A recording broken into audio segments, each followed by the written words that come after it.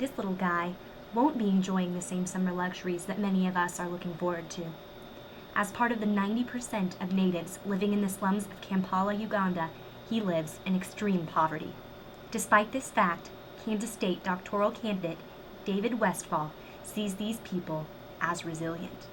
They're not very happy with the way they've been portrayed as helpless and hopeless and voiceless.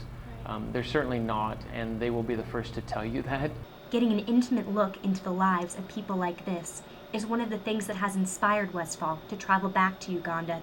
His research will unravel how natives have been affected by warlord Joseph Kony and years of devastating and violent conflict. Based upon the Joseph Kony stuff, I knew it was providing an oversimplified, portrayal of what was taking place in Uganda. I hope to capture their voices, capture what it is they see as important, what it is they define as a problem, and then bring that back here to the United States. This time, with the help of International Service Teams organization, he'll take 6 Kansas State students to help him. I was kind of involved in the whole Kony 2012 thing. I was interested about it, but I kind of wanted a more, unwesternized, unbiased version of it.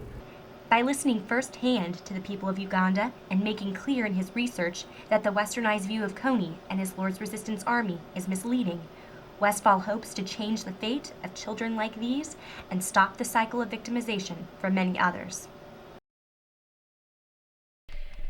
As we begin to welcome spring, we expect the sea of green that usually rolls across the Kansas farmlands. But this year, that may not be the case. The drought here in Kansas has been going on for about 2 years. We just started seeing the major effects of it the last about 6 months to a year.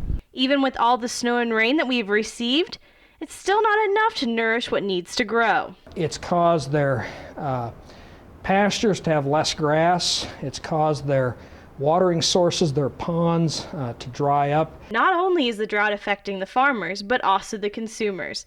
You will start to see higher prices on staple foods at the grocery store in the next few months. Long-term effect of drought is it reduces production, both on the livestock side but also on the crop side, our dryland farming, and the long-term net effect of that is higher food prices.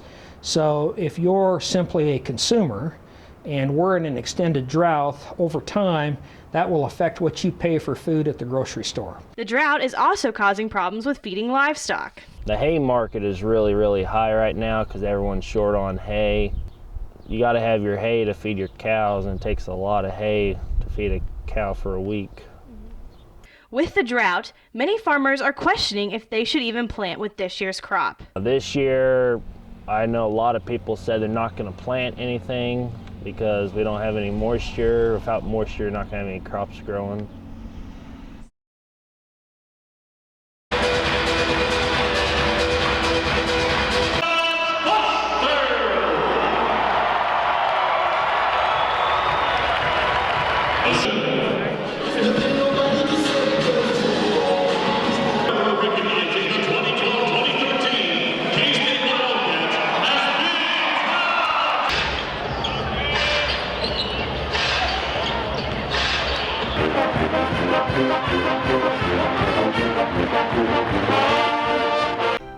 The countdown till Christmas is ticking on.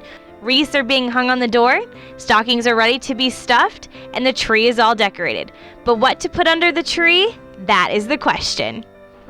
Here are some easy, do-it-yourself Christmas gifts that won't break the bank. For someone who has a sweet tooth, make a cookie in a jar mix.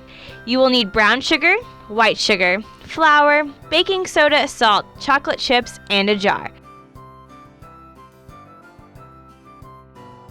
Start by mixing your flour, soda, and salt, then scoop the mixture into the bottom of the jar.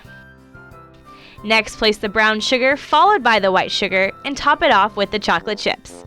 Make a tag that lists the remaining ingredients needed and the cooking instructions. Get creative and decorate the jar. Even give a holiday cookie cutter.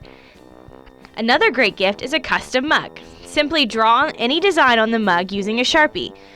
Place the mug in the oven and turn it to 450 degrees for 30 minutes. Make sure to check on the mug occasionally so that it's not turning brown or cracking. Pull the mug out when time is up and let it cool.